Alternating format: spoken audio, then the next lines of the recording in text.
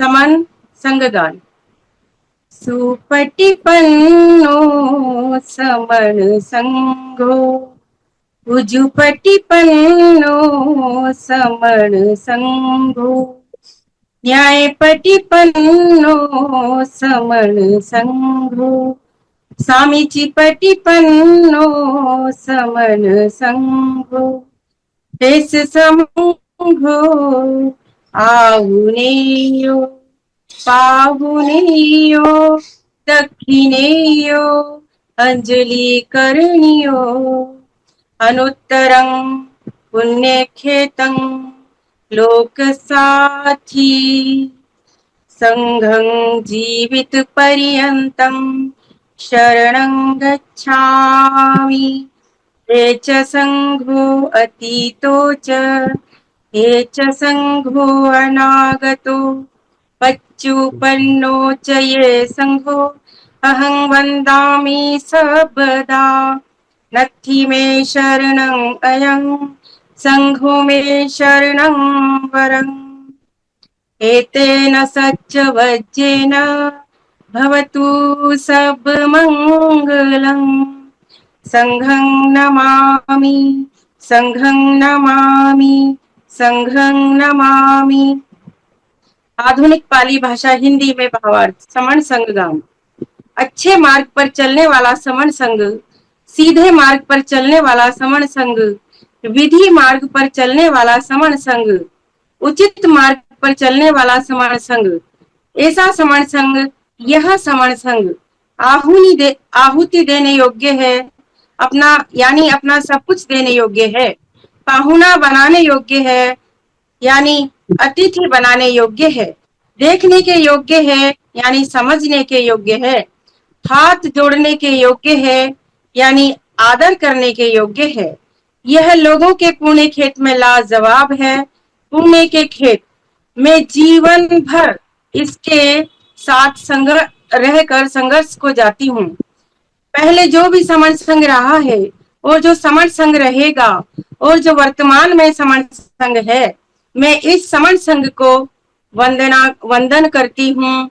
मैं समण संघ के अतिरिक्त अन्य किसी के साथ रहकर संघर्ष नहीं करूंगी। इस सच्ची घोषणा से सभी का मंगल हो, भला हो, कल्याण हो। संघं नमामि संघं नमामि। क्योंकि जो प्रतिदिन विषय रखे जाते हैं उसका मूल उद्देश्य यही होता है कि उस विषय पर बढ़िया से चर्चा हो और लगातार चर्चा हो, और आप लोग जो एंकर्स हैं उनकी विशेष जिम्मेदारी होती है कि उसको पर बढ़िया से चर्चा कराएं। तो आज का जो विषय है सर कि शमनों की हीनता, दीनता, बेवशी और समन संग ही इसका एकमात्र विकल्प की हुआ है इन सारे समस्याओं को समाधान करने के लिए। तो सबसे पहले तो हमको ये समझना होगा कि ये हीनता, दीनता और बेवसी के लिए जिम्मेदार कौन है। क्या हमारे ऊपर ये थोप दी गई, या हमने खुद इसको ओढ़ ली, या हमने खुद इसको बुलाया कि दीनता, हीनता, ये बेवसिया तुम आओ, आकर के हम समनों को जो है समृद्ध करो। और हमें तो ऐसा लगता है कि परिस्थितियां जैसा भी रही हो, हम लोग कभी इससे सही तरीके से निकलने की कोशिश नहीं किए, और जो भी कोशिश किया गया वो आधा अधूरा ही रहा होगा। वरना हमारा इतना शक्तिशाली समाज है, इतने बड़ी संख्या में हम समन भारत भूमि पे रहते हैं, तो अगर सही से और सही तरीके से अगर प्रयास किया गया होता तो निश्चित रूप से हम लोग आज तक इस हीनता, दीनता और बेवशी से बाहर निकल आए होते। और उसका जो कंटिन्यू रहने का जो कारण है, तो मुझे लगता है कि हमारे पास संघ नहीं था, और संघ ना होने की वजह से ही ये सारी समस्याएं एक जैसे ही बरकरार रह गई। क्योंकि एक तो हजारों साल तक हम लोग बहुत बुरी स्थिति में रहे। हमारी शिक्षा दीक्षा, पढ़ाई लिखाई, जमीन जायदाद, व्यवसाय, सारे चीजें हमसे, हमारे अधिकार छीन लिए गए। बिल्कुल भी अपाहिज बना के रखा गया था हमारी पूरी समाज को। और उसके बाद जो हमारे महासमन एक एक करके आए इस भारत भूमि पर, उन्होंने अपने अपने इलाके में, अपनी अपनी जगह पर, जैसे कहीं हम ज्योतिवा। हाँ सर, ठीक है सर, मैं समझ गया हूँ सर। तो ये जो समस्याएं हैं, तो इसका निदान एकमात्र संघ भावना से अगर हम जुड़ेंगे, तो सीधी सी बात है कि हमको जुड़ना है, और जुड़कर ही हमें सारी चीजें हासिल कर सकते हैं।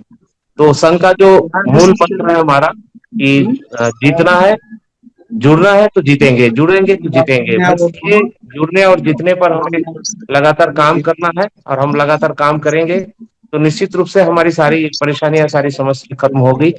हम समझ लोग जितनी ज्यादा से ज्यादा इस कार्य को आगे बढ़ाएंगे, तेजी से आगे बढ़ाएंगे, उतनी तेजी से हमारी दीनता हमसे भाग जाएगी दूर। बस सर, इतना ही मैं कहूंगा। टाइम हो गया है शायद गोल्डन रूल का, और मेरी बातों से अगर कोई गलत बात निकली हो तो मैं संघ से क्षमा चाहता हूँ। संघ मुझे क्षमा करे। संघम नमामि। जय भीम, नमो बुद्धाय। सम्माननीय समाज संघ को एक बार पुनः मेरा संघं नमामि। हमारी हीनता और जो दीनता है उसको, उससे दूर होने का तो एक ही उपाय है कि हम संगठित बन जाएं, हम संघ बन जाएं। और हमारे जितने भी सदगुरु हुए हैं उन्होंने भी समन और वमन जो सभ्यता है उसके बारे में वो अपने वाणियों में बताते रहे हैं। ज्यादा तो नहीं, बस 2 लाइनें मैं रविदास जी की कहूंगी। वो कहते हैं कि जीवन 4 दिवस का मेला रे, बामन झूठा वेद भी झूठा, झूठा ब्रह्म अकेला रे। तो यहाँ रविदास जी किस व्यवस्था की तरफ संकेत कर रहे हैं वो हम सब समझ रहे हैं कि वो ब्राह्मण को झूठा बोल रहे हैं, यानी जिन्होंने वमन व्यवस्था बनाई है, वर्ग भेद बनाया, वर्ण व्यवस्था की स्थापना की और झूठे वेद लिखे, यानी रविदास जी साहब भी वेदों को झूठा कहते हैं। और जो वो ईश्वर के नाम पर उन्होंने मूर्तियां गढ़ रखी है, ब्रह्म जिसे कहा है कि झूठा ब्रह्म अकेला रे, तो वो उसको भी नकारते हैं। यानी कि हमारे जितने भी बुद्ध से लेकर समन सभ्यता में जन्म लेने वाले सदगुरु हैं, वो भी समन और वमन व्यवस्था को स्पष्ट करते हैं। यदि हम उनकी वाणियों को ध्यान से पढ़ते हैं तो वो मंदिरों का बहिष्कार करने की बात करते हैं। ब्राह्मण कहता है कि मंदिर के भीतर ही मूर्ति है, वही ईश्वर है। लेकिन हमारे जितने भी सदगुरु वो कहते हैं कि अपने भीतर है, हम तो एक एक करी जाना, कबीर कहते हैं। तो बस इतनी सी बात ही मैं कहूंगी, ज्यादा लंबी बात नहीं कहूंगी। तो 2 लाइनें और मैं अपने समर संघ के लिए कि हम जुड़ जाएं, जुड़ने और जोड़ने संबंधी हमारे कार्य को हम तेज करेंगे तो हम इस जो अभी वर्तमान में जो समस्याएं हैं उनसे हम निजात पा लेंगे। तो हमारे समन सदगुरुओं की, गुरुओं ने जो पहचान दी है वो ये कि मानव मानव एक समान है। तो मैं अपनी चंद पंक्तियां पेश करती हूँ। मानव मानव एक समान, एक समण पहचान। मानव मानव एक समान, एक समण पहचान। एक धम्म छे मानवता, प्रेम शांति जान। ए जिणने बाट्या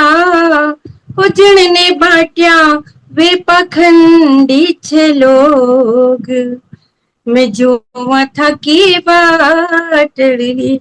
यानी हमारे जितने भी गुरु हैं, सदगुरु हैं, उन्होंने मानवता सिखाई है, प्रेम शांति करुणा और भाईचारा ही सिखाया है। तो ये हमारी समन सभ्यता है। और वमन सभ्यता यदि हमारे समाज के लोग, SC ST OBC के लोग ये समझ जाएंगे, 2 विचारधाराओं को समझ जाएंगे, तो बहुत जल्दी समन संघ के साथ में जुड़ेंगे। और जिस दिन जुड़ जाएंगे उसी दिन हम जीत जाएंगे। और संगठन है वो भी सब अलग अलग टुकड़ों में बटे हुए हैं। जितने संगठन उतने टुकड़ों में, तो वो समाज को तोड़ रहे हैं। महापुरुषों की जो विचारधारा थी समाज को जोड़ने की, लेकिन उन्होंने टुकड़ों में कर करके सब अलग अलग वर्क करते हैं अपने व्यक्तिगत फायदे के लिए। तो लास्ट ये है कि जनता को इकट्ठा होना पड़ेगा। तो उसमें जो समर संघ है हमारा, वो एक पहचान देता है कि मैं समर हूं। हमारी जो भी पुरातन पहचान है, पुरानी पहचान है, उसकी वजह से। और जो 10 गोल्डन रूल और हैं कि जाति अभ्यास कभी नहीं, केवल संघवाद, इसमें केवल समर ही रहेंगे, और रजिस्ट्रेशन कभी नहीं, मंचमाला पद प्रतिष्ठा कभी नहीं, और इसका जो राजनीति में नहीं जाएगा संघ कभी। तो इन गोल्डन रूल की वजह से और जो बुराइयां हैं वो हटा दी गई हैं और जो अच्छाइयां हैं वो अपना ली गई हैं। जैसे कि माला फेरत जुग होवा गया न मन का फेर, कर का मन का डारी के मन का फेर। तो जो बुराइयां हटा दी गई हैं, अच्छाइयां अपना ली गई हैं। तो संग ही आशा है, उम्मीद है इकट्ठा सभी लोगों की होने की। कल मैंने एक जगह चर्चा की थी, तो यही अल्टीमेट निकल के आया कि जो संघ के गोल्डन रूल हैं इकट्ठा करने के लिए और अपनी पहचान देने के लिए, हमारी समण पहचान, इससे हमें एकता के सूत्र में बंधेंगे। तो नियमित रूप से टॉपिक पे चर्चे हों और उसमें जो निष्कर्ष पारदर्शी रूप से, निष्पक्ष रूप से चर्चा हो।